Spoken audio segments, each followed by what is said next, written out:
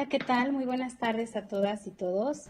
Es un gusto darles la más cordial bienvenida a este inicio de este programa que se llama Conexión Científica, un espacio que hemos creado desde el Centro de Desarrollo de Productos Bióticos del Instituto Politécnico Nacional.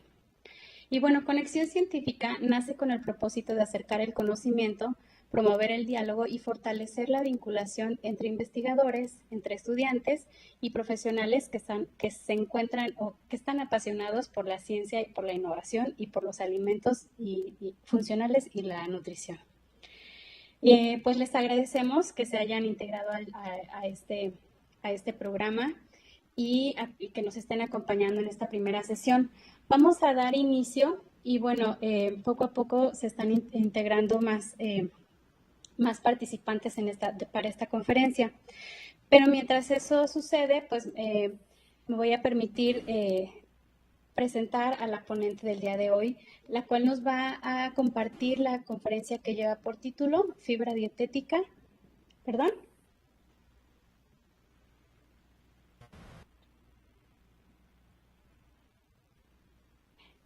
Hay un micrófono abierto. Creo que hay un micrófono abierto y se está replicando lo que estoy diciendo. Pero bueno, si nos pueden apoyar revisando que tengan sus micrófonos cerrados, por favor. Y bueno, como les decía, el día de hoy vamos a iniciar con una conferencia muy interesante que está a cargo de la doctora Perla Osorio Díaz. La conferencia se titula Fibra Dietética, ingrediente funcional. Y bueno, vamos a descubrirlo a través de esta conferencia que nos va a brindar el día de hoy. Y me voy a permitir leerles la semblanza de la doctora Perla. La doctora Perla Osorio Díaz obtuvo su grado de la licenciatura en nutrición y su grado de maestros en ciencias de los alimentos por el Instituto Politécnico Nacional y el grado de doctora en ciencias de los alimentos por la Universidad Autónoma de Querétaro. Ha realizado estancias cortas de investigación en la Escuela Politécnica Nacional de Quito, Ecuador, y en el Departamento de Alimentos y Nutrición Experimental de la Universidad de Sao Paulo, Brasil. Ingresó al Centro de Desarrollo de Productos Bióticos en 1998. Actualmente se encuentra adscrita al Departamento de Desarrollo Tecnológica, tiene una categoría de profesor titular C, es miembro del Colegio de Profesores, perteneció al cuerpo académico de la Maestría en Ciencias en Desarrollo de Productos Bióticos y actualmente participa en la especialidad en Nutrición y Alimentos Funcionales y el doctorado en Ciencias en Desarrollo de Productos Bióticos. También fue coordinadora. Creo que por ahí está un micrófono abierto, si nos pueden ayudar. ¿Ya? Ok, voy a continuar.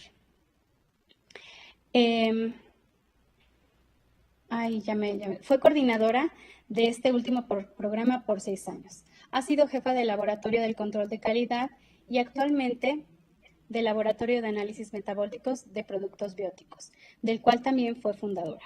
Sustentó su cargo de subdirectora académica y de investigación del CEPROVI del año 2017 al año 2025. Fue miembro del Consejo General Consultivo del IPN en el año 2012. Ingresó al Sistema Nacional de Investigadores en el año 2006 y continúa a partir del 2014 con el nivel 2. Ha sido miembro del Sistema Estatal de Investigadores, miembro honorario del Estado de Morelos, así como de la Sociedad Mexicana de Nutrición y Tecnología de Alimentos, SOMENTA, y la Asociación Mexicana de Ciencias de los Alimentos, AMECA. A nivel internacional,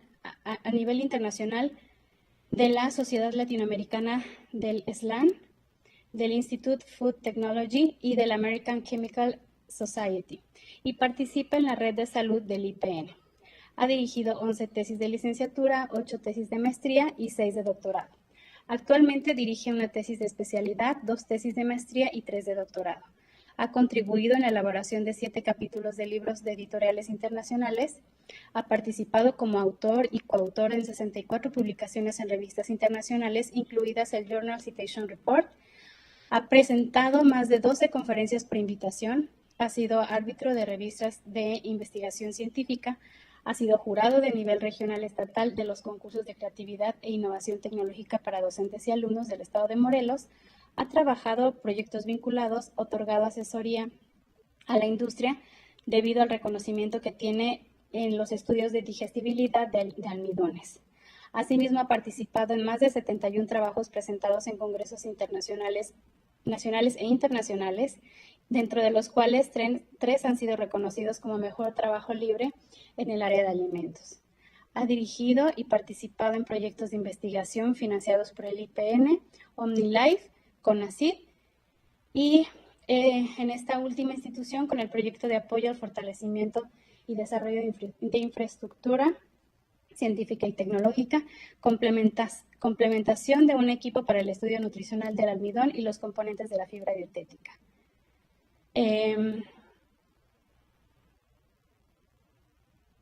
Su línea de investigación se enfoca al estudio de la digestibilidad y la fermentabilidad de los carbohidratos, la fibra dietética, el desarrollo de alimentos funcionales y su impacto en la salud. Y bueno, no me queda más que darle la bienvenida a la doctora Perla. Doctora Perla, la escuchamos. Muchísimas gracias por acompañarnos este día y por inaugurar esta primera conferencia de conexión científica.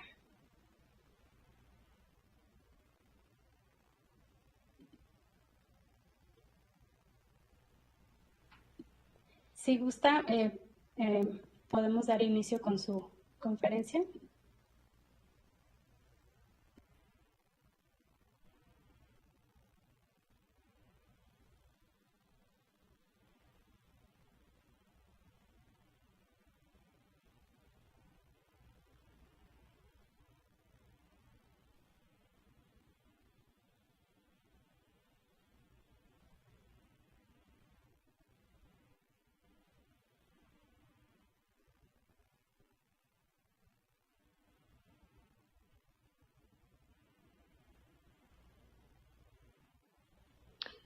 Disculpe, no se escucha.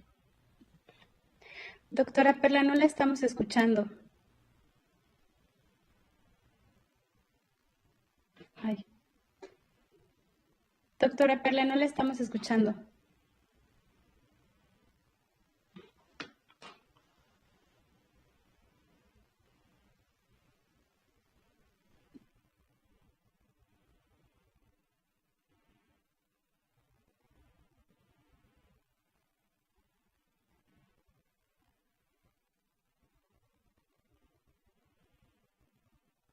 Esta plataforma.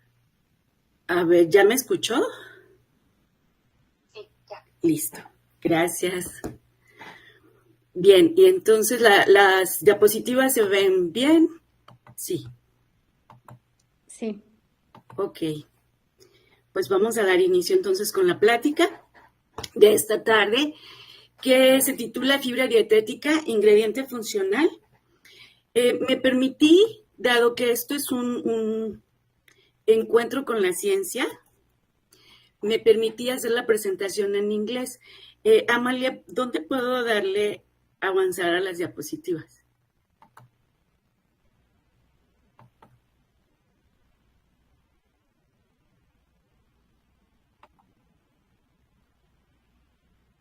No puedo, Inge. Encima del recuadro de PowerPoint. Ya le di un clic encima.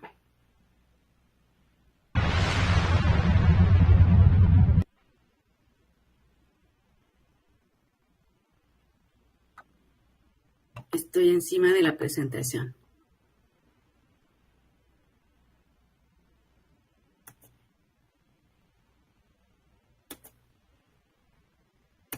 No avanza, Inge. ¿Salgo de pantalla completa? Ahí, no entiendo. O sea, ¿dejo de compartir y vuelvo a compartir?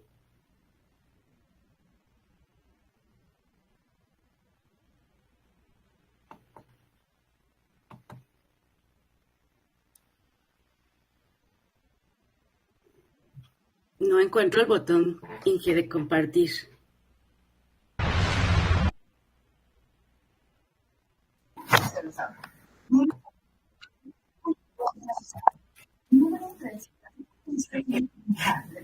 Es que tampoco veo el del micrófono. Ah, es que se oculta.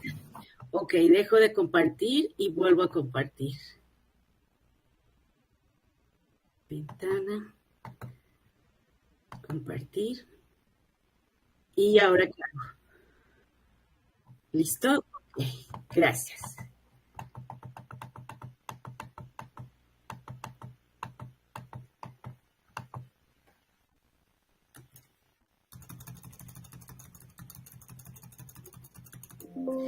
Listo, pues buenas tardes, gracias por la presentación, le agradecemos a Amalia su amabilidad al hacer esta presentación y agradecemos a todos los que esta tarde nos acompañan en este encuentro de conexión científica.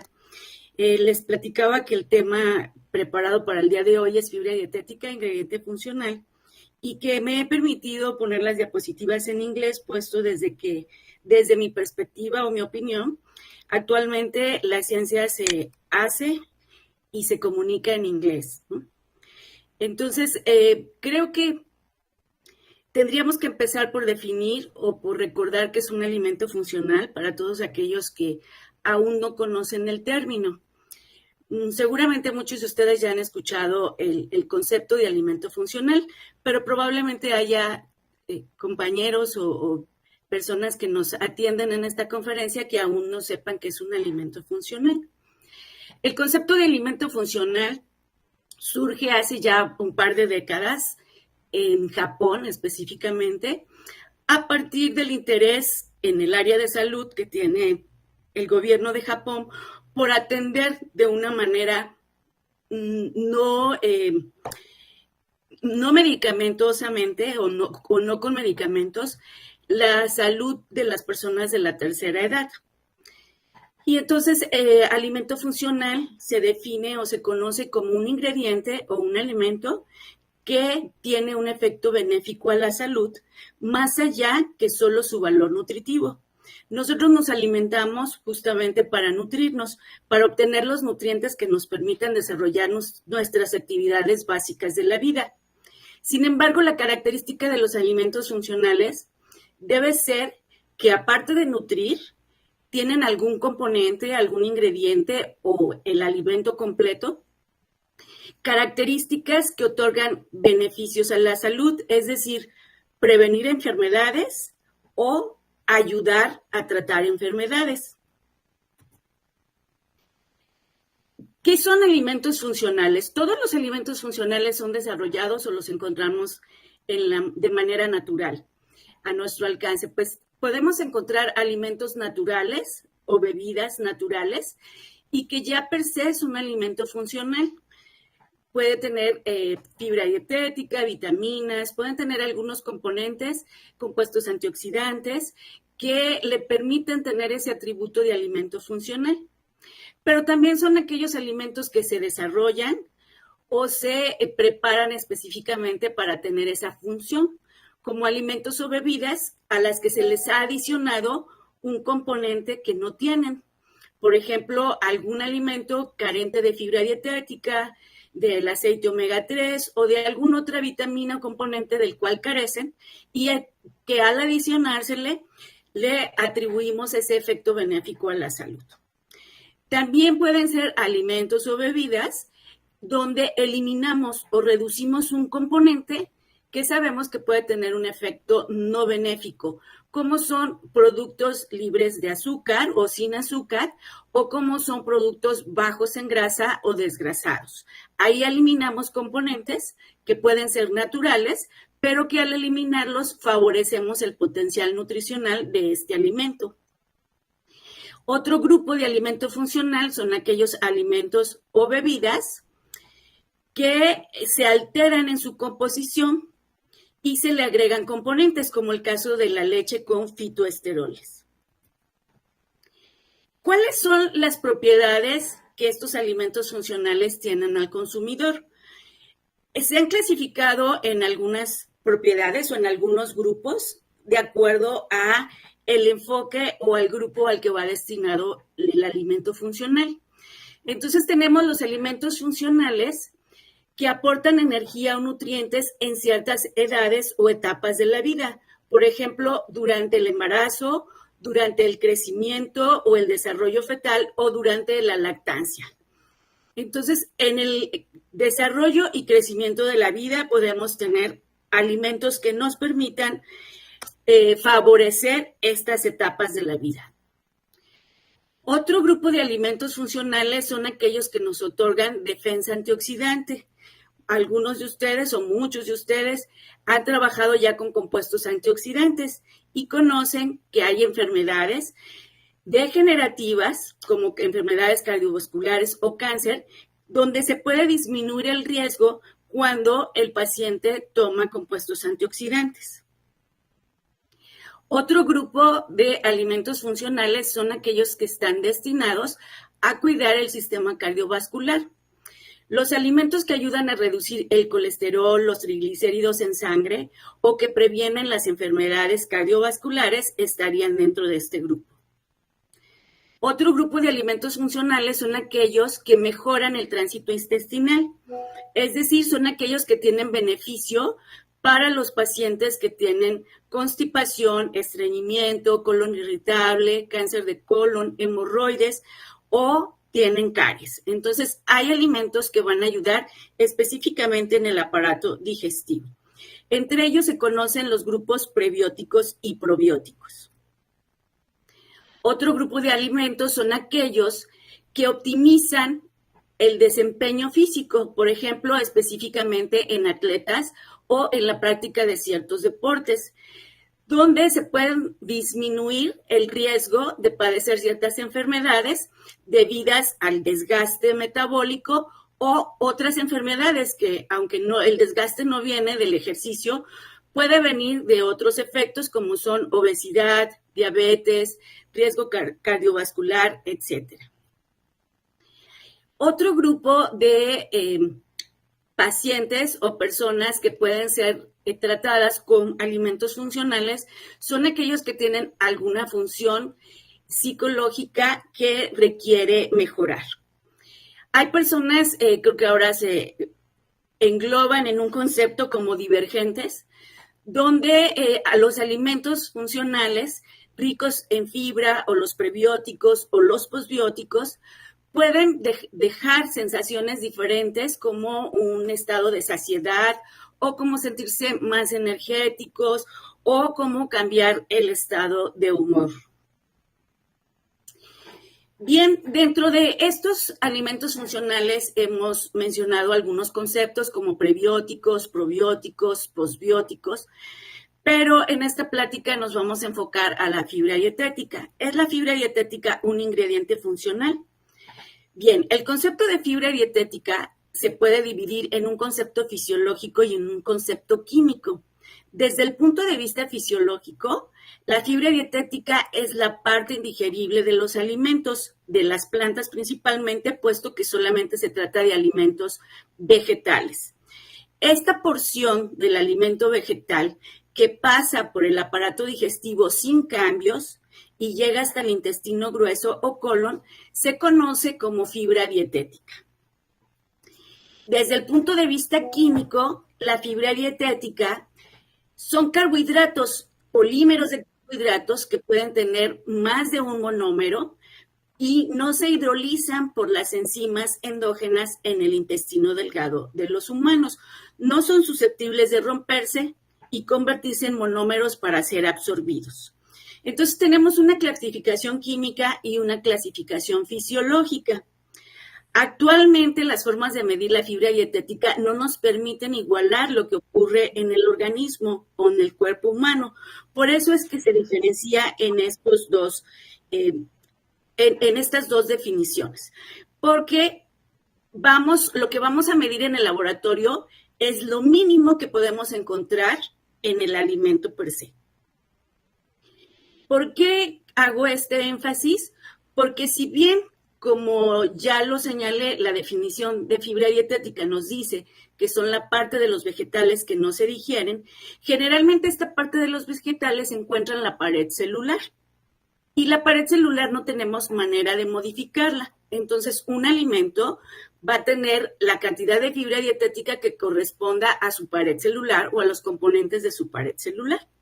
Sin embargo, en las plantas también existe otra molécula que es el almidón. Esta molécula es la principal base del aporte de energía en la dieta, es decir, es la molécula que nos da la glucosa que requiere todo nuestro organismo. Sin embargo, el almidón es una molécula muy versátil, la cual puede ser modificada o moldeada. Cuando nosotros moldeamos esta molécula, podemos llevarla a un estado donde se conoce como almidón resistente. El almidón resistente, igual que en la definición de fibra dietética, es aquella porción del almidón que no se digiere por las enzimas humanas del intestino delgado y que lleva hasta el colon y tiene una contribución benéfica a la salud. Por ende, desde hace años, el concepto de almidón resistente está incluido en el concepto de fibra dietética. Pero ¿por qué hacer énfasis en el almidón resistente? Porque como ya señalé, el componente de la fibra dietética es inalterable químicamente por nosotros. Sin embargo, el almidón resistente sí lo podemos alterar con diferentes procesos. Pueden ser procesos químicos, procesos físicos o procesos enzimáticos y con ellos incrementar el porcentaje de almidón resistente en los alimentos. De ahí que esta sea una ventana de oportunidad para quienes estamos trabajando en el desarrollo de alimentos funcionales o bien para los que nos estamos encargando de dar recomendaciones dietéticas a los pacientes.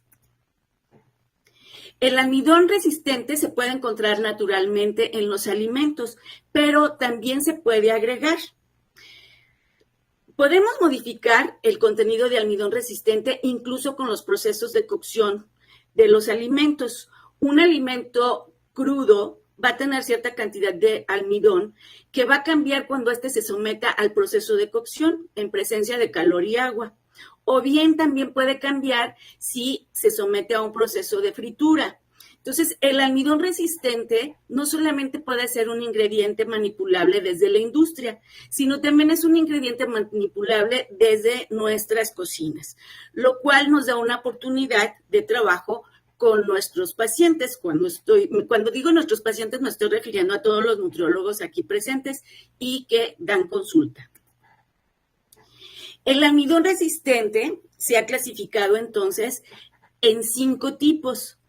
Uno de estos tipos es el que encontramos naturalmente en los alimentos, pero que se encuentra protegido por la pared celular.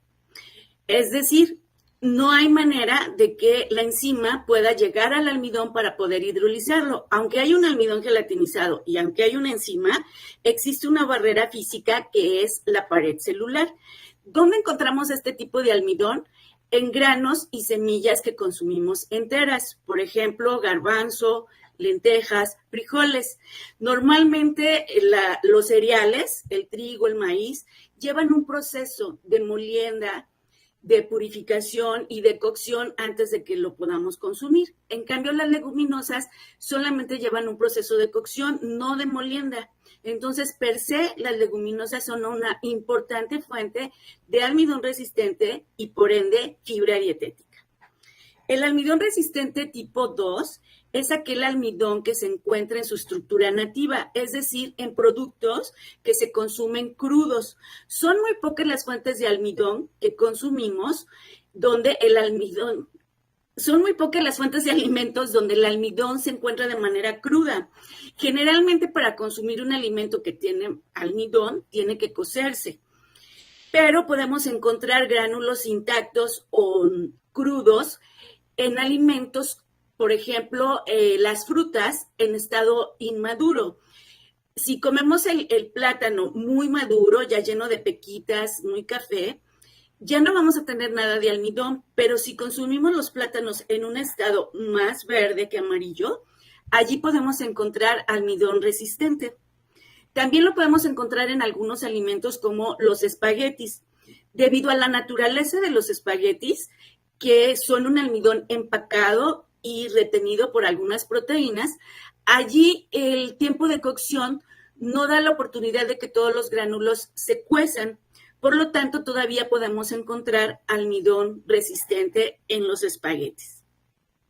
El almidón resistente tipo 3 es un almidón que ya se gelatinizó, es decir, ya pasó por un proceso de cocción en presencia de calor y agua, pero ahora lo almacenamos. Cuando se almacena los alimentos que contienen almidón, estos van a empezar a perder agua. Y conforme pierde agua, la molécula del almidón empieza a retrogradar, es decir, a reasociarse nuevamente. Un ejemplo de esto es cuando preparamos un atole. Cuando ponemos la maicena cruda en agua, podemos ver que la maicena se va al fondo, es decir, el almidón nativo o crudo no es soluble en agua. Sin embargo, lo ponemos en presencia de calor y el almidón empieza a transformarse. Ese proceso de transformación lo conocemos como fenómeno de gelatinización. Si ese atole, por cualquier circunstancia, no nos los tomamos, cuando lo volteemos a ver en un par de horas, vamos a encontrar una nata gruesa en la parte superior. Esa nata es almidón retrogradado, es decir, es almidón que ha ido perdiendo humedad y se está reestructurando internamente. Otro tipo de almidón retrogradado es el que encontramos en el pan duro o en las tortillas recalentadas. Todos hemos recalentado una tortilla y podemos ver la diferencia entre la tortilla recién hecha, su flexibilidad y su suavidad, contra una tortilla que hemos calentado 2 o 3 días después y que ha perdido agua. Tenemos una estructura más rígida y más compacta. Eso se debe a la retrogradación del almidón. Y en estos alimentos podemos tener un mayor porcentaje de almidón resistente y es decir, fibra dietética. El almidón tipo 4 es aquel almidón que ha sido modificado químicamente, ex proceso para cambiarle sus propiedades. Y el almidón tipo 5 es aquel almidón que se ha complejado con otras moléculas y que debido a este acomplejamiento también es inaccesible para las enzimas.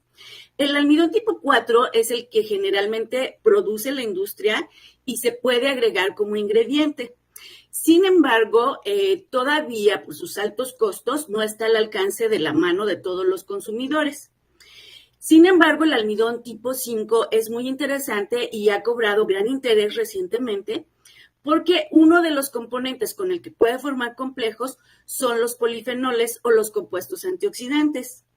Este acomplejamiento puede tener características particulares porque ambas moléculas, el almidón resistente y los compuestos antioxidantes, pueden llegar juntos al colon y ahí liberarse y ahí tener su efecto benéfico.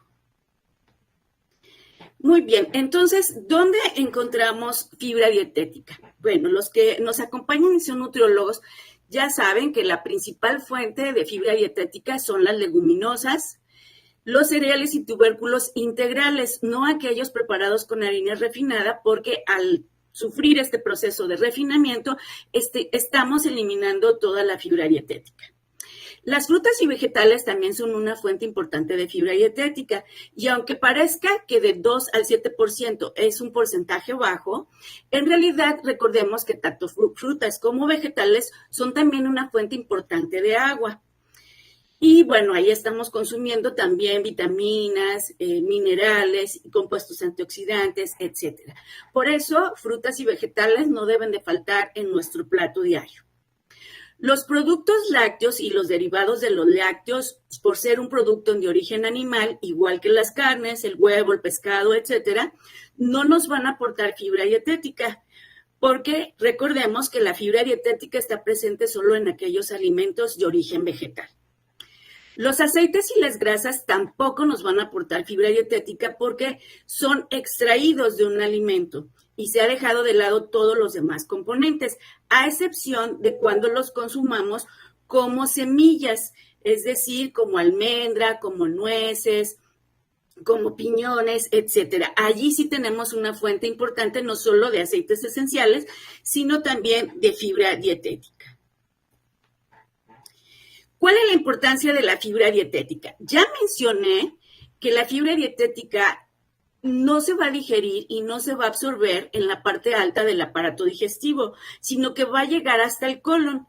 En el colon, en presencia de la microbiota, ¿y qué es la microbiota? La microbiota son el conjunto de bacterias que habitan en nuestro colon, se van a fermentar. Y a partir de la fermentación de la fibra dietética se van a producir diferentes componentes. Los principales y los más abundantes son los ácidos grasos de cadena corta, el butirato, el acetato y el propionato. Estos ácidos grasos de cadena corta van a atravesar al colonocito algunos se van a quedar a actuar allí y otros por la vía porta, la vena porta, van a llegar al hígado y del hígado serán transportados a los órganos que los estén necesitando. Entonces, en conclusión o en conjunto, ¿cuáles son los efectos benéficos de la fibra dietética y el almidón resistente?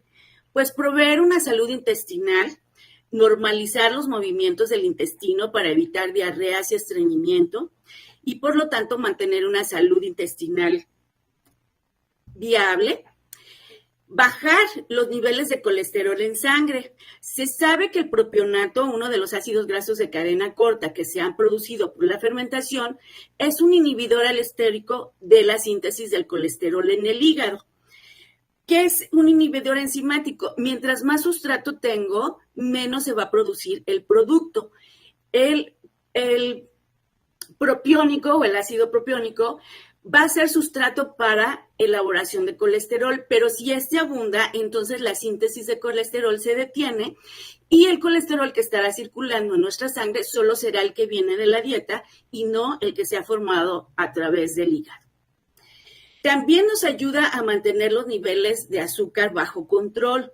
Sabemos que la fibra dietética puede actuar como una especie de esponja que va absorbiendo a través de sus paredes elementos que se van liberando durante la digestión, entre ellos el azúcar. Y al hacer un tipo de esponja, pues esta azúcar va a llegar, o esta glucosa, estas moléculas de glucosa, fructosa, van a llegar o no van a llegar a las vellosidades para ser absorbidas por un impedimento físico o por un impedimento de estorbo, digamos. Hacen una barrera física donde, aunque la glucosa esté disponible, no puede llegar hasta las células intestinales, hasta los enterocitos, debido a la viscosidad y a esta barrera que forma la fibra dietética en el bolo alimenticio. Bien, también por este efecto puede ayudarnos a controlar nuestro peso y sobre todo la fibra dietética ayuda a disminuir el riesgo de enfermedades cardiovasculares y cáncer. Hay un artículo que habla de la paradoja del butirato. El butirato es otro de los ácidos grasos de cadena corta que se liberan durante la fermentación de la fibra. ¿Por qué se le llama la paradoja del butirato? Porque el butirato induce la muerte del colonocito. Y si induce la muerte del colonocito, entonces, ¿por qué es benéfico? Bueno, porque entonces el colonocito está joven por más tiempo. No necesita el colonocito vivir muchos días y con ello sufrir daños en su núcleo por las especies reactivas de oxígeno que también vienen de los alimentos y descomponerse el ADN, el RNA, y degenerar el crecimiento de las células y eso nos lleva a un cáncer. Sino que el butirato induce la muerte del colonocito y por lo tanto tenemos un colon joven cuando está presente este ácido graso de cadena corta en nuestro intestino. Iba a decir en nuestra dieta, pero no, se produce por la fermentación de la fibra. Entonces, si está presente este ácido graso de cadena corta, vamos a asegurar mayor protección a nuestro colon contra estas enfermedades. Bien, aquí les muestro algunos ejemplos de estudios, de un estudio que hicieron con diferentes tipos de almidón. ¿Por qué traigo este trabajo? Que por ahí debe de estar los datos. Aquí están los datos, aquí está el autor, Good y colaboradores. Porque no todos los tipos de fibra dietética responden igual ante la presencia de la microbiota o no toda la microbiota responde igual ante la presencia de todos los tipos de fibra dietética. Aún no sabemos quién fue primero, si el huevo o la gallina. No sabemos si la microbiota depende de la fibra dietética o la dieta depende, o los efectos dependen de la microbiota, los efectos de la dieta, pero en eso se está trabajando. Sin embargo, sí se ha observado que según la estructura molecular de los componentes de la fibra dietética, pueden ser los cambios en nuestra microbiota. ¿Por qué mencionamos a la microbiota? Porque es el par de la fibra dietética. La fibra dietética no sería saludable si no existiera una microbiota saludable en nuestro intestino grueso. Trabajan en pareja. Y lo mencionamos hace un rato, las bacterias se van a aprovechar de ese sustrato para crecer, pero tenemos bacterias saludables y tenemos bacterias no saludables. Tenemos que tener un equilibrio y este equilibrio depende principalmente de lo que consumimos. Puede depender de dónde vivimos, puede depender de si nacimos en un parto normal o un parto por cesárea, puede depender si fuimos alimentados con leche materna o con leche artificial, pero lo que sí depende de nosotros es qué estamos consumiendo en este momento para mantener una microbiota saludable y por ende tener los posbióticos, es decir, los ácidos grasos de cadena corta, que nos van a generar los efectos benéficos a la salud. En este experimento probaron diferentes tipos de almidón o provenientes de diferentes tipos de arroz, algunos con alto contenido de amilosa, otros con diferente contenido de amilopectina, etcétera. En estas gráficas de color que así se llaman, o de calor, lo que podemos ver son el perfil de la microbiota de 3 donadores. En cada fila está el nombre de la especie. Ustedes no lo alcanzan a ver, pero confíen en mí que aquí hay el nombre de diferentes especies principales de la microbiota. Y en cada columna, que cambia también de color, lo que tenemos son los diferentes tipos de almidones. Aquí estarían los tipos de almidones, incluyendo fructooligosacáridos. Y lo que podemos ver es cómo fue cambiando la composición de la microbiota según la fuente de fibra dietética. Mientras más oscuro está el cuadro, significa ausencia de esa especie. Mientras más naranja o rojo esté el cuadro, significa mayor presencia de esa especie. Podemos ver que hay renglones que se mantienen en el mismo color, no importa el donante. Quiere decir que ninguno de las fuentes de fibra dietética o tipos de almidón resistente afectaron a ese grupo de bacterias. Sin embargo, sí podemos ver cómo, por ejemplo, en estos últimos renglones, de nada pasó a estar presente una de estas bacterias según la fuente de almidón resistente que se le dio a los donadores. Esto es muy importante tenerlo en mente porque con esto podemos modular la microbiota y al modular la microbiota podemos también modular las señales que se presentan entre el intestino y el cerebro.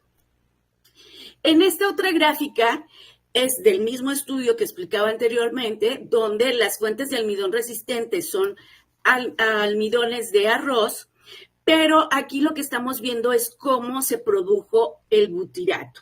Mientras más grande es la esfera, significa mayor presencia de butirato. Mientras más pequeña es la esfera, significa menor presencia del butirato. Y esto también que nos ayuda a entender, pues se complementa con lo que vimos con las bacterias.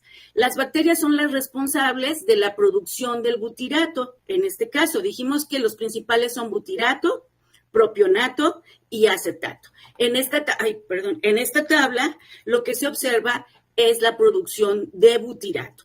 Y podemos ver que en un mismo donante, aquí en el eje de las X tenemos a los donantes y aquí tenemos las diferentes fuentes. Y podemos ver cómo, según la fuente, puede cambiar la producción del butirato. Entonces, los efectos benéficos de la fibra dietética a la salud no solamente vienen de lo que consumimos, sino también viene de la constitución o de los factores que están afectando mi salud en general. Y con eso vamos a concluir. Pero antes de concluir, les platico rápidamente algo de lo que hemos estado haciendo en CEPROVI. En CEPROVI ya se estudia la harina de plátano verde desde hace unos años y se han elaborado galletas, pastas, barras energéticas, botanas, todas ellas para disminuir la digestión del almidón y poder incrementar el contenido de fibra dietética a partir del almidón resistente y por ende disminuir el índice glucémico. También se han estudiado las agavinas provenientes del agave azul, debido a un acercamiento que hay entre los productores con el grupo de trabajo del doctor Antonio Jiménez Aparicio y la doctora Marta Lucía Arenas, quienes han trabajado para poder obtener productos del agave, como las agavinas, las cuales también se sabe que son un sustrato fermentable para las bacterias, bifidobacterias y lactobacillus. También se ha probado que las agavinas contribuyen en los efectos saludables, como la disminución de triglicéridos en sangre, y también se ha observado que las agavinas pueden modificar la relación de las bacterias que se encuentran en el intestino grueso, específicamente entre estos dos grupos, firmicutes y bacteroidetes, que son muy importantes en el estudio de la obesidad. Estas dos fuentes de fibra dietética se probaron en un modelo de obesidad murino. A los animalitos se les dio una dieta estándar durante un tiempo para que se aclimataran a las condiciones del laboratorio, y después se separaron en grupos donde un grupo control siguió tomando la dieta estándar, la dieta de laboratorio para modelo murino, y a otro grupo la dieta se enriqueció con grasa y con azúcar para tener una dieta alta en calorías y pudiéramos llevar a sobrepeso y obesidad a los animalitos. Pasado 8 semanas, a estos animalitos obesos se les dieron, además de grasa y azúcar, se les dieron las agavinas, la harina de plátano verde o una mezcla de estas dos como fibra agregada, ¿no? O como fibra fortificada. Lo que se monitoreó en los animalitos una vez que ya estábamos dando las dietas específicas fueron los cambios metabólicos, como su cambio de peso, el cambio en la ingesta de los alimentos y la presión arterial. En las heces y en la sangre se midieron los ácidos grasos de cadena corta en las heces y en la sangre una química sanguínea básica. Después de un tiempo, los animalitos, después del tiempo de la fase 2 del estudio, los animalitos fueron sacrificados para poder estudiar el intestino grueso, el vaso y el riñón, y allí ver factores de inflamación. Estas gráficas son de los resultados que obtuvo la alumna y se refieren a la ganancia de peso. Como pueden ver, en la primera fase, los animalitos fueron ganando peso con la alimentación alta en grasa. Sin embargo, cuando ya se incluyeron las harinas de plátano, las agavinas y la mezcla de ambas, vimos cambios en el peso y disminución en el consumo del alimento. Todavía nos queda por verificar si esta disminución tiene que ver con las hormonas que regulan el apetito o nada más tienen que ver con la producción de los posbióticos o ácidos grasos de cadena corta que se produjeron durante la fermentación. En el caso de la presión arterial, en la parte de arriba, en la letra A, podemos ver los datos de la presión arterial para el grupo de animalitos que tuvieron la dieta estándar o la dieta normal y para el grupo de animalitos que tuvieron la dieta altamente calórica. Y podemos ver cómo hubo cambios en la presión arterial.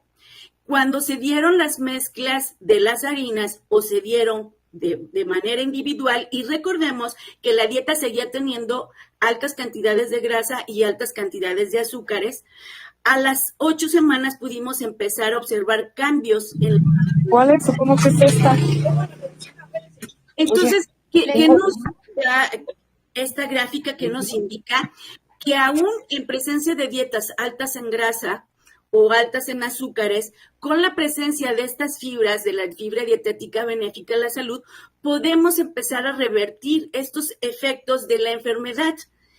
Y si no tenemos hipertensión, pues podemos prevenirlos.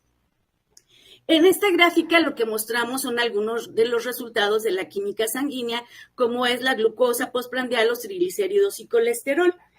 En las primeras filas están el grupo estándar. En el caso de la glucosa, el valor medio fue de 7, y en el grupo alto en grasa y azúcares fue de 11.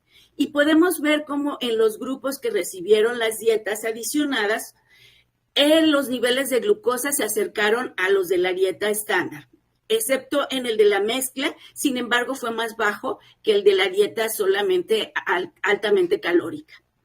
La misma tendencia pudimos observar en los triglicéridos, no así en el colesterol. Sin embargo, los valores también se mantienen cercanos al valor del grupo estándar. Nuevamente, con estos resultados, lo que confirmamos es que la fibra dietética puede ayudar a revertir esos daños en el metabolismo, como son ácidos triglicéridos altos en sangre y glucosa alta en sangre.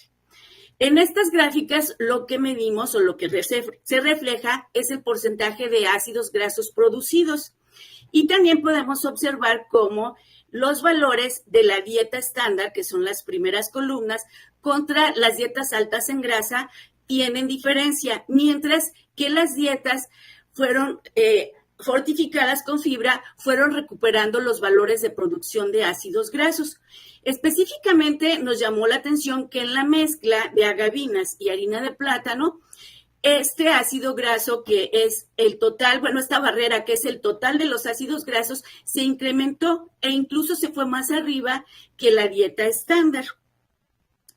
En estas gráficas lo que nosotros concluimos fue que las agavinas, que son fructanos, son un sustrato altamente fermentable por las bacterias, mientras que el almidón resistente de la harina de plátano es un sustrato lentamente fermentable. Por lo tanto, en la mezcla pudieron compaginarse.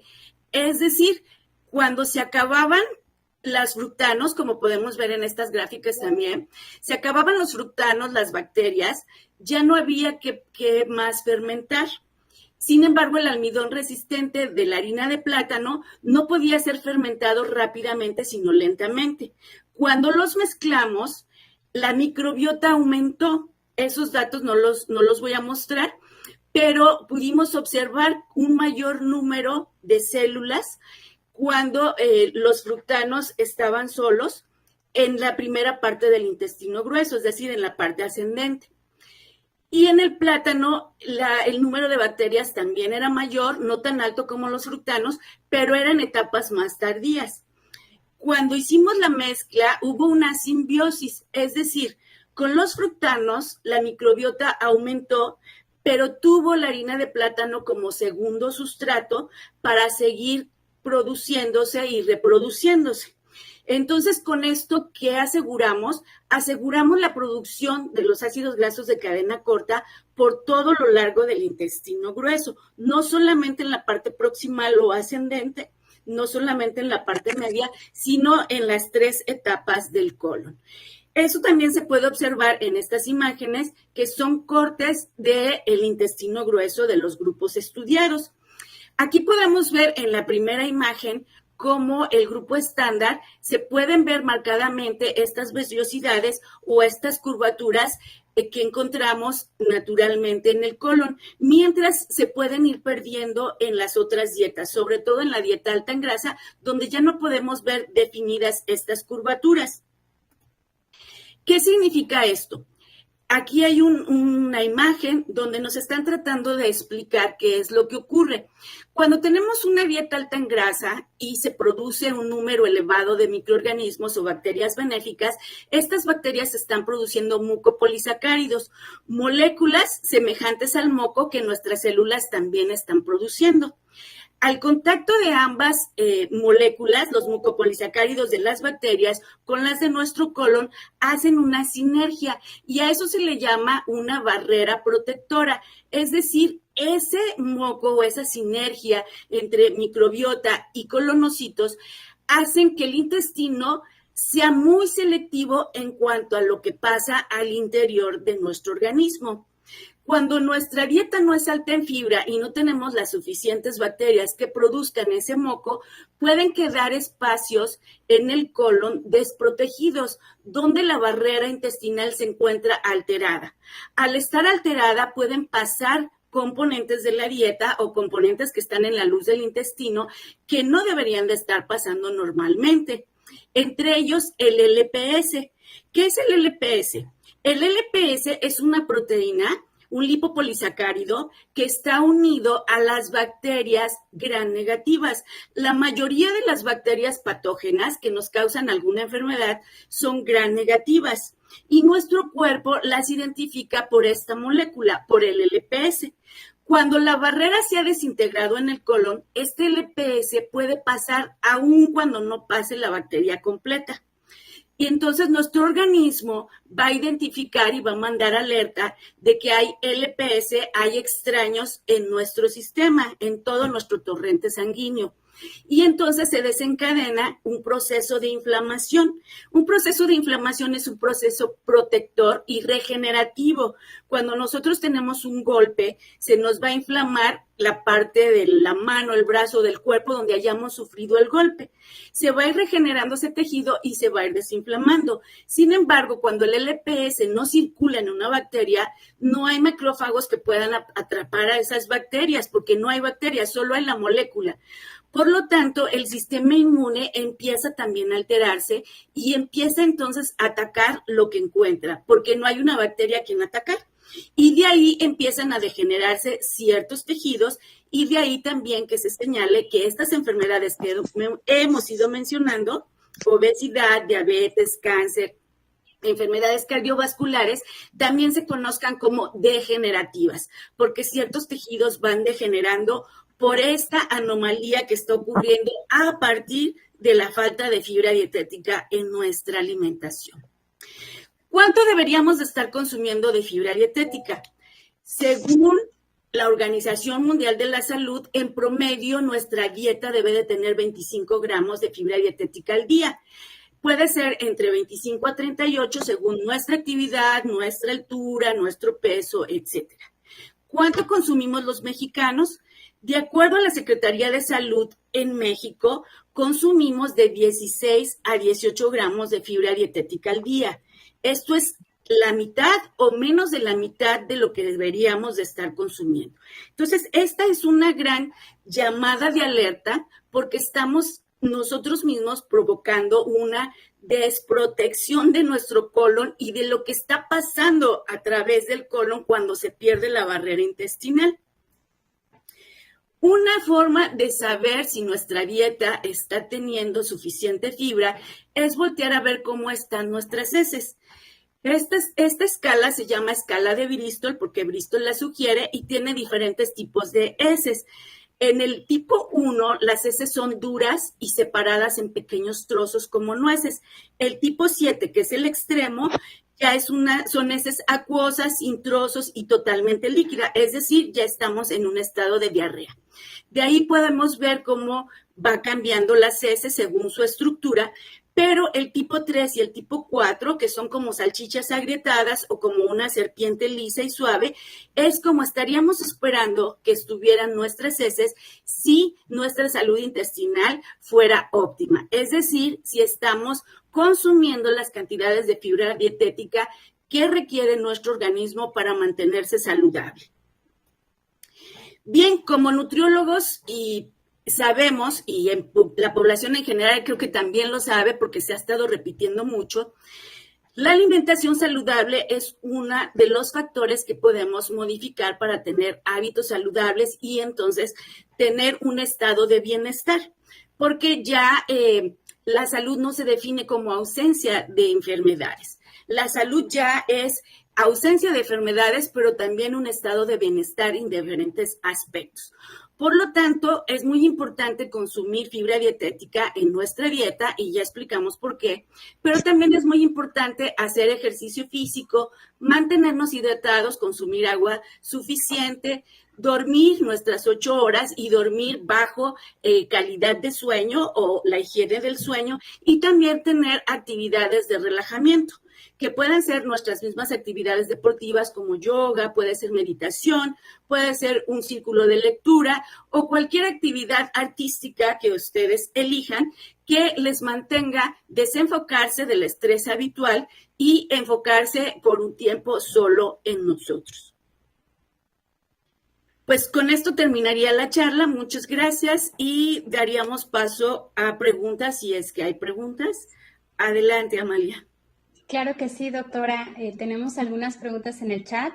Me gustaría saber si los ponentes quisieran abrir su micrófono para realizar sus preguntas o si prefieren que yo las vaya leyendo. Si alguien quiere abrirlo, con toda confianza puede abrir su micrófono.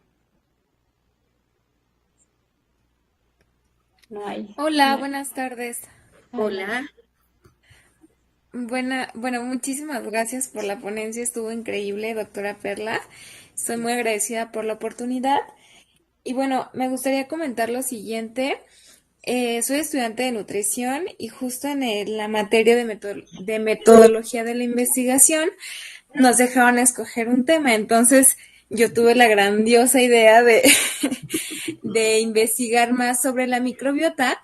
Yo pensé que era algo más sencillo, pero es que realmente está súper interesante y una cosa te lleva a otra. Entonces, mi pregunta más bien va enfocada desde tu expertise, que veo que es muchísima. ¿Qué consejos me darías o me sugieres para poder entender, abordar, saborearme estos temas para la hora que a lo mejor de una conferencia, no sé, ya hablando en años futuros, o para mis pacientes o divulgación científica, que me gustaría dedicarme a esa área? ¿Cómo puedo adquirir esas habilidades, ¿no? O sea, que no se olviden esos nombres tan particulares, ¿no? En las diferentes poblaciones que tenemos, los hongos, bacterias, virus y demás. Entonces, bueno, ese sería mi comentario. ¿Sí me dio a entender? Y claro que sí, ¿con quién tengo el gusto? Mi nombre es Gloria Méndez. Gracias, Gloria. Sí, mucho gusto, Gloria.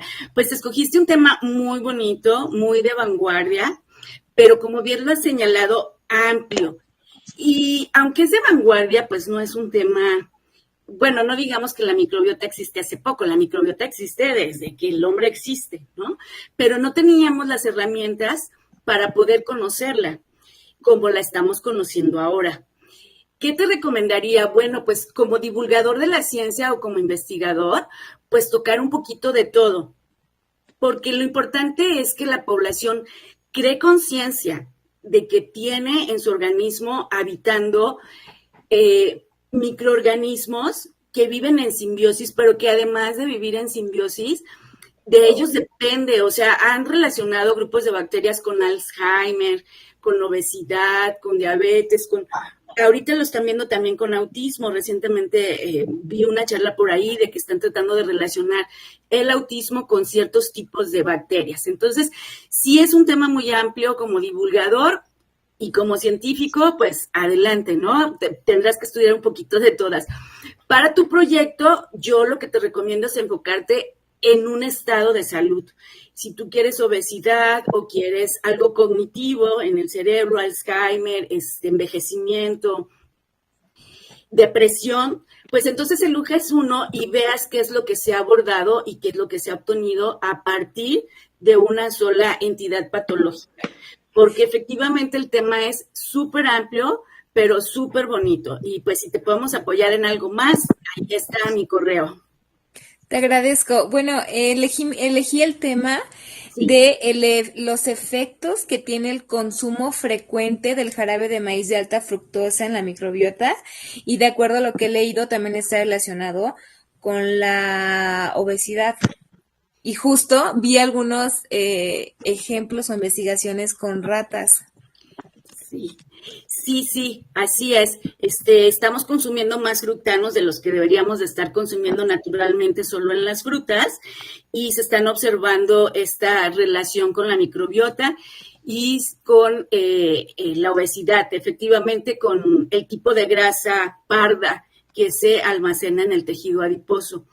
Entonces, pues sí, es un tema, me parece perfecto, muy bien, y que además, pues, lo que abunda ahorita en los pacientes justamente es el sobrepeso y la obesidad, pero no solamente es un índice alto de personas obesas, sino también es la antesala para otras enfermedades, ¿no? Entonces, tratando de revertir la obesidad, podemos también revertir otro tipo de enfermedades que se desarrollan posteriormente. Entonces, me parece que el tema es muy acertado. También, si podemos ayudarte en algo, nosotros aquí vimos un poco de fructanos. Realmente el tema de fructanos es de los compañeros con los que colaboro, pero también lo que ellos tengan de avances, etcétera, y podamos apoyarte, adelante. Te agradezco, muy amable y muchísimas gracias. ¿De qué, Gloria? Tenemos también a Luis Felipe y había levantado su mano Verónica, no sé si ya se arrepintió o también no sé si vaya a participar o nos vamos directo con Luis Felipe. Como tú decidas, Amalia. ¿Avanzamos con Luis Felipe? Ok, en lo que... Tenemos muchas preguntas, entonces hay que tratar de ser un poquito breve. atentos para no extendernos tanto. De acuerdo, igual también si se pueden agrupar las preguntas, si se parecen, las agrupamos. Perfecto. Hola, buenas noches. Gracias Hola, doctor, Luis. por la presentación. Una preguntota acerca de la fibra dietética. ¿Se puede considerar como tal, como un inhibidor enzimático a la fibra dietética, hablando de enzimas digestivas? Yo no lo consideraría un inhibidor, porque cuando hablas de un inhibidor enzimático, hablas de que otro componente va a ocupar el sitio activo de la enzima. Y la fibra dietética tiene moléculas muy grandes, por lo que no podrían ocupar el sitio activo de la enzima. Sin embargo, sí bloquean, digamos, ¿no? Entonces, tú tienes por acá el sustrato, que es el almidón, por acá la enzima, que son las alfa-amilasas o ahí se me fue el nombre de la otra, alfa-amilasa y amiloglucosidasa, pero en medio tienes una barrera que es la fibra, y no exactamente en medio, sino que la fibra, al ser como una especie de esponja, pues va a impedir el acercamiento entre el sustrato y la enzima. Entonces, específicamente inhibidor, no, porque los enzimólogos nos regañarían si te dijera que sí, pero sí contribuye a que se digiera menos almidón y por lo tanto se produzca menos glucosa o bien se libere de una forma más lenta. Gracias, doctora. Adelante, teníamos otra mano levantada de Nancy. Hola, muy buenas noches. Igualmente, doctora, muchísimas gracias por su presentación. En mi caso, también es una duda, la voy a hacer lo más corta posible. Yo, en mi caso, estoy a punto de egresar de la licenciatura de nutrición y mi tesis para egresar es el desarrollo de un alimento funcional. Y ese alimento funcional, el base es que contiene más fibra de lo que un snack o un alimento promedio. Viendo su expertise, que claramente pues, es muchísima, de hecho mi asesor de tesis me comentó que usted llegó a ser, no sé si su directora en su carrera, a lo largo de su carrera, así que pues, le mencioné que iba a tener este curso y me comentó que sí la conocía a usted y que la saludara. Gracias. ¿Quién es tu profesor? El doctor Marcelo Hernández. Ay, claro que sí. Muchas saludos a Marcelo. Sí, él me está ayudando y mi pregunta era, en cuanto al desarrollo de alimentos funcionales, ¿cuál ha sido la mayor el mayor reto para poder lograr este desarrollo? Porque la verdad yo estoy junto con otras compañeras realizándolo, hemos visto muchos, pero quisiera saber cuáles son como los mayores o qué nos podemos esperar en un futuro. Sí, igual también si no logro ahorita responderte todo, me puedes escribir y con todo gusto nos ponemos en contacto. Pero agregar más fibra a los alimentos funcionales, benéficamente, pues, está bien, ¿no? Pero tecnológicamente sí se convierte en un reto, porque la fibra dietética tiene diferentes propiedades según la fuente, entonces puede absorber demasiada agua y no liberarla durante la cocción. O bien puede endurecer el producto por no permitir la elasticidad de algunas moléculas como son las proteínas en el pan, ¿no? El gluten. Entonces, sí, enriquecer un producto con fibra se puede convertir todo un reto tecnológico. Sin embargo, lo que nosotros hemos trabajado y hemos experimentado en el laboratorio es la combinación de fibras. Eso nos ha funcionado cuando ponemos fibras de diferentes ingredientes, donde tenemos mayor proporción o menor proporción de fibra soluble, fibra insoluble, o el alimento trae también proteína, no solamente fibra, porque recordemos que para formar un sistema alimenticio, pues no nada más está presente los carbohidratos, también están presentes las proteínas, los lípidos, etcétera, ¿no? Entonces es una matriz muy compleja para desarrollar un alimento. Pero la mezcla de fibras es lo que nos ha ayudado y pues también depende de qué tipo de alimento quieras desarrollar. Si se fijan, la mayoría de los alimentos altos en fibra pues son hojuelas para el desayuno o son botanas, son alimentos secos, porque el pan, por ejemplo, o galletas que necesitamos mantener cierto nivel de humedad es donde podemos empezar a perder propiedades funcionales, pero no funcionales desde el punto de vista nutricional, sino desde el punto de vista de tecnología de alimentos, ¿no? Que una galleta se humedezca demasiado o que un pan al revés se endurezca o no forme los alveolos que se esperan en el pan. pero tanto la mezcla de fuentes naturales, de fibra dietética de fuentes naturales, como algunas gomas que también son naturales, pero se separan del alimento, o incluso por ahí tenemos otros tips de precocimiento, etcétera, nos han permitido obtener alimentos altos en fibra dietética de panificación o de espaguetis. Igual, si quieres más datos, me escribes y nos ponemos en contacto y con gusto te ayudamos, te pasamos tips. Sí, muchísimas gracias. Justo lo que mencionó es con Gracias, lo que nos doctora. en contrato. Creo que ya no hay manos levantadas, entonces voy a proceder a leer algunas de las preguntas. Me voy a ir con las primeras.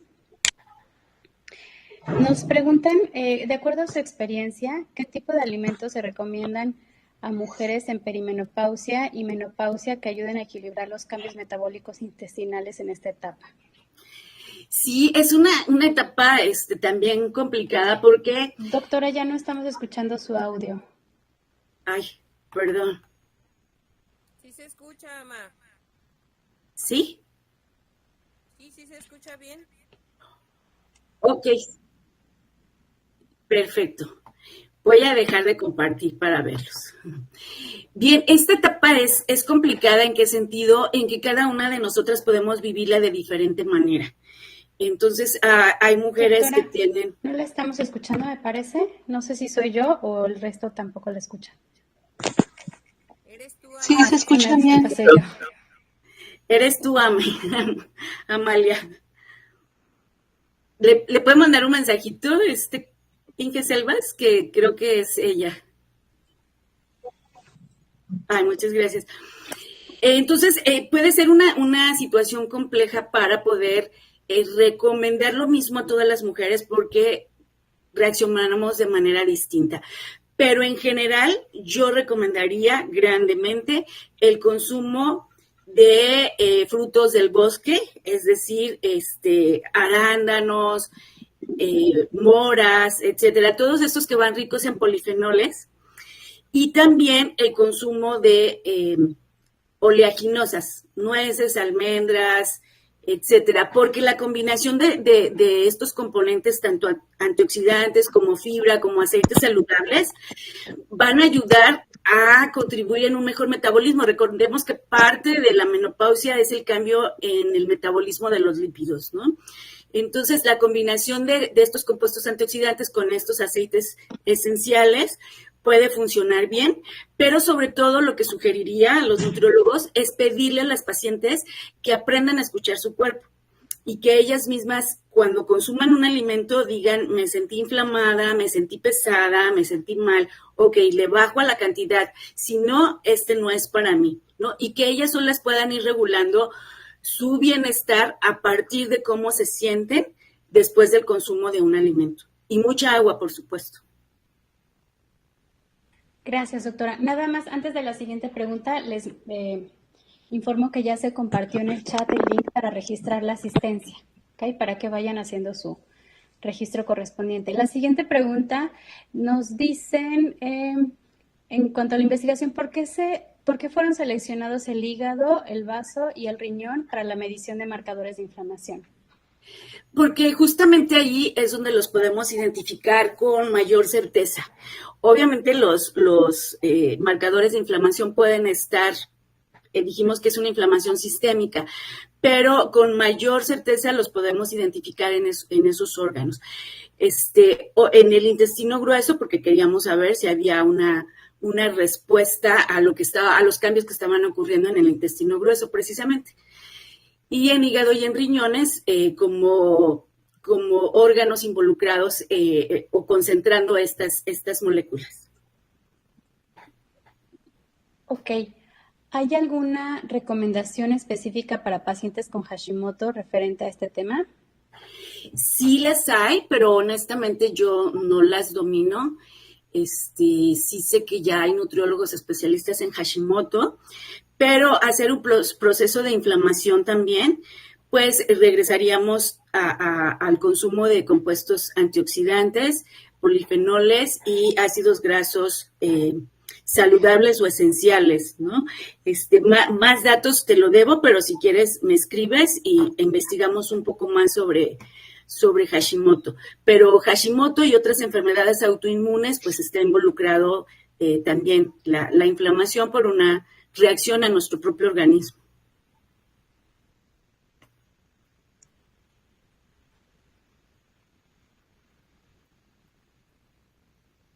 Ya no te escuchamos, Amalia, o no te escucho yo. Nos preguntan también que si cree necesaria la investigación acerca de una ingesta individualizada de fibra en pacientes con cáncer de colon. Sí, claro. Cada uno de nosotros somos diferentes, somos iguales porque somos de la misma especie, pero particularmente somos diferentes. Y así como podemos ver que somos diferentes porque tenemos distinto color de ojos, tamaño de ojos, diferente color de cabello, también lo somos en lo microscópico o en nuestros órganos y en nuestras respuestas. Algunos respondemos de una manera y otros de otra manera. Entonces, y claro que sí, también ya hay trabajos de nutrición individualizada y por supuesto que los pacientes con cáncer y sobre todo qué tipo de tratamiento están llevando deberían ser tratados de manera individual. Ok. Nos preguntan también qué tipo de técnicas me recomendaría para evaluar interacciones entre almidón y compuestos fenólicos en microencapsulado. Ok, nosotros estamos trabajando ahorita justamente en esa parte y hasta ahorita hemos usado las técnicas tradicionales, por llamarlas así, que son ABTS, FRAP, y son 4, pero nosotros estamos aplicando 3. Se recomienda aplicar al menos 2 que actúen de manera distinta, porque hay métodos que son receptores de electrones y hay métodos que son dadores de electrones, los ingredientes del método, por decirlo de alguna manera. Sin embargo, también debe de haber métodos más fisiológicos, por llamarlos de alguna manera. Es decir, que simule o se parezca más a lo que está ocurriendo en el cuerpo humano, ¿no? Porque lo que nosotros tratamos de dilucidar es cómo se comportaría cuando lo consumimos. Entonces, sí hay métodos que simulen, se parezcan más a lo que está ocurriendo en el sistema antioxidante del organismo. Muchas gracias, doctora. Ya terminamos con las preguntas. El resto son felicitaciones por su ponencia. La verdad es que, pues bueno, hay muchas felicitaciones. Nos comentan que el tema estuvo muy interesante, muchos aplausos y bueno, pues ahora ya me gustaría que el doctor Villanueva, que se encuentra aquí en la sala, nos apoyara para brindarnos alguna información. Este tema tan interesante que está desarrollando la doctora, pues bueno, lo pueden estudiar en la especialidad que en el CEPROVI tenemos y me gustaría que el doctor nos apoyara a brindarles información al respecto. Doctor. Hola, ¿qué tal? Perdón, buenas noches. Buenas noches. Doctor, nada más dentro de su invitación, les podría decir que pueden hacer la tesis también con nosotros, el servicio social, etcétera. Perdón, doctor. Gracias, bueno, sí, gracias, qué bueno que lo recuerda.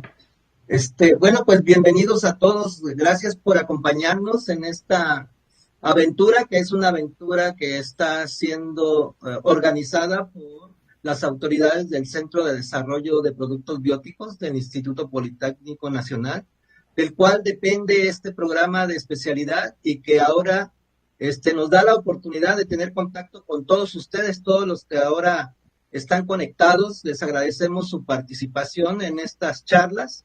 Vamos a seguir, ¿verdad?, desarrollando temas relacionados con las especialidades que tienen cada uno de los profesores que integran este programa que dura un año de esta especialidad. Se alcanza cubriendo alrededor de 48 créditos, en los cuales 27 corresponden a una tesis, con la cual ustedes obtienen el grado. Quienes estén interesados, ¿verdad?, pueden consultar la convocatoria que está publicada, que se publica anualmente, y en estos momentos está abierta el registro para iniciar, digamos, el proceso de admisión hasta el 17 de abril de este año. Está disponible, diga, este año 2026, está disponible el registro para admitir a estudiantes que quieran estudiar la especialidad. Tenemos dos líneas generales de trabajo en la especialidad, lo que se refiere al desarrollo y caracterización de alimentos funcionales y la evaluación de los efectos en la salud. Como ustedes ven, el trabajo que se desarrolla en el Centro de Desarrollo de Productos Bióticos está integrado por un equipo multidisciplinario. En este caso, la doctora Perla pertenece al Departamento de Desarrollo Tecnológico y por su expertise, pues viene a complementar, ¿verdad?, muy bien el perfil de la especialidad en el área de desarrollo y caracterización de alimentos con propiedades funcionales. Y así ustedes van a encontrar a lo largo de estas charlas, ¿verdad?, diferentes expertos en el área de la ciencia de los alimentos y del área de nutrición que tienen impacto, ¿verdad?, con sus trabajos de investigación, alimentan a la especialidad y pues también alimentan, en este caso, el avance del conocimiento. Y sobre todo para identificar y para tratar problemas que son de carácter nacional, como ustedes todos bien saben, el problema de sobrepeso y obesidad y las enfermedades crónicas, entre ellas, pues, las enfermedades cardiovasculares y los diferentes tipos de cáncer. Y algunas que ahora estoy viendo que me parece que son temas interesantes y que podrían irse abordando a lo largo de estas charlas.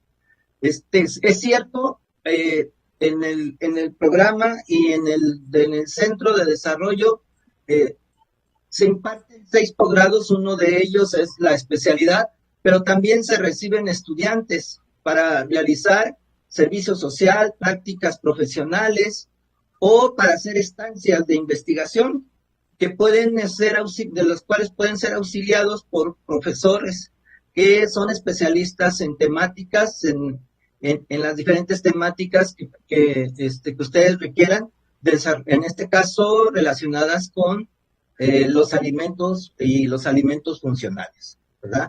En el campo de la nutrición también tenemos aportes que ustedes pueden aprovechar.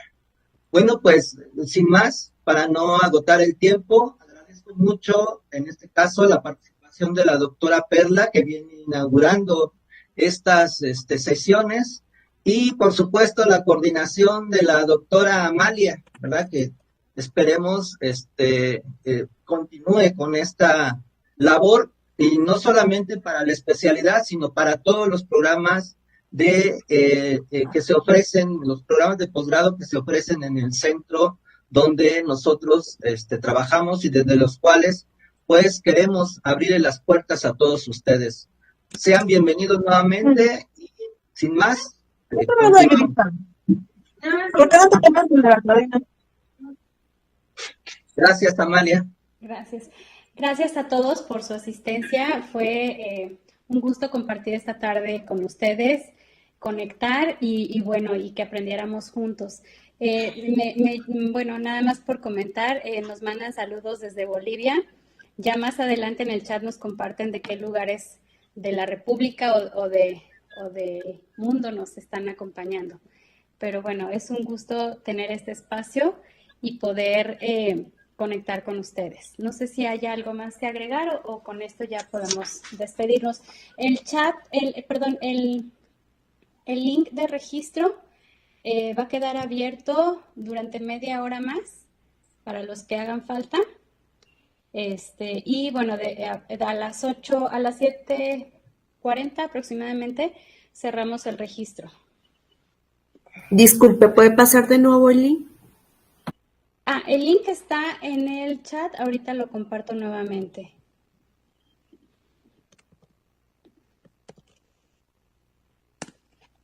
Listo, ya se encuentra nuevamente el chat. Y bueno, hasta luego, que estén muy bien y nos vemos en la siguiente conferencia. Les estaremos brindando más información por el grupo de WhatsApp.